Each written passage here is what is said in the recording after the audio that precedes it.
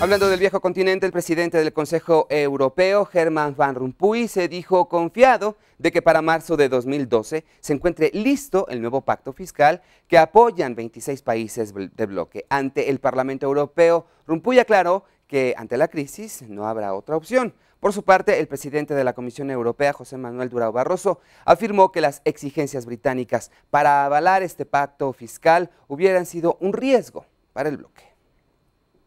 Following consultations with national parliaments, we should know the number of participating states.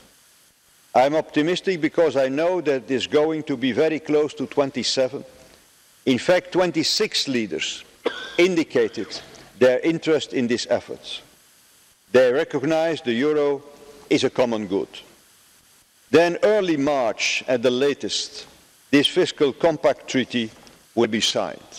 The United Kingdom, in exchange for giving its agreement, asked for a specific protocol on financial services, which, as presented, was a risk to the integrity of the internal market.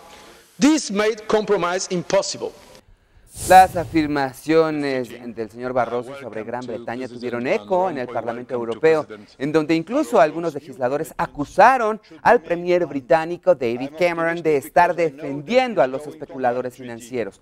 Los legisladores también calificaron de pobres los resultados de la cumbre de Bruselas del pasado viernes. Finalmente, y a pesar de la gravedad de la situación, la Unión Europea salió más fortalecida que debilitada de la cumbre de jefes de Estado y de Gobierno celebrada en Bruselas los pasados 7 y 8 de diciembre.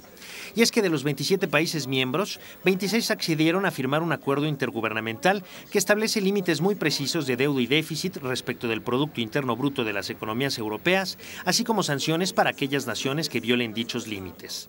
Ich glaube, nach langen Verhandlungen ein sehr, sehr wichtiges Ergebnis, weil wir aus der Vergangenheit und den Fehlern lernen und weil wir sagen, in Zukunft bindende Beschlüsse, bindende Regelungen, mehr Einfluss der Kommission, mehr Gemeinschaftlichkeit und damit eine höhere Kohärenz. Und das ist unser Beitrag dazu, den Euro sicher zu machen. Sin embargo, de los 27 estados que integran la Unión, el que no firmó, el que no estuvo de acuerdo, al que no se le pudo convencer, en absoluto es un actor menor, por lo que no exagera quien habla de una Europa fracturada. El renegado, y esto no es sorpresa cuando de integración europea se trata, fue nada menos que el Reino Unido de la Gran Bretaña e Irlanda del Norte. I told the British people, I'm going to Brussels to try and get a deal, but there are safeguards I need. If I don't get the safeguards, I won't do the deal. And I've absolutely been true to my word. Posición en la que Cameron se mantuvo firme y que le ocasionó fricciones con el presidente de una nación que es todavía considerada uno de los pilares de la integración europea, Francia. David Cameron a demandé ce que nous avons considéré tous comme inacceptable, un protocole dans le traité permettant d'exonérer le Royaume-Uni d'un certain nombre de réglementations sur les services financiers.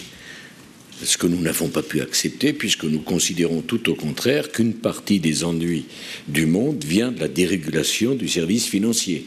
Londres condicionó la aceptación del acuerdo a que pudiera quedarse al margen de la obligación de aumentar las regulaciones de su propio mercado financiero, objetivo que el primer ministro del gobierno de Su Majestad consideró como del más alto interés nacional, por lo que la imposibilidad de lograrlo resultó para Cameron razón suficiente para justificar el haber permitido que Inglaterra quedara relativamente aislada frente a una Europa relativamente unida. When you're sitting in that room and there are 26, 27 other people saying, give up on the national interest thing you're pursuing. Don't worry about that. Sign this treaty. Come along with everybody else.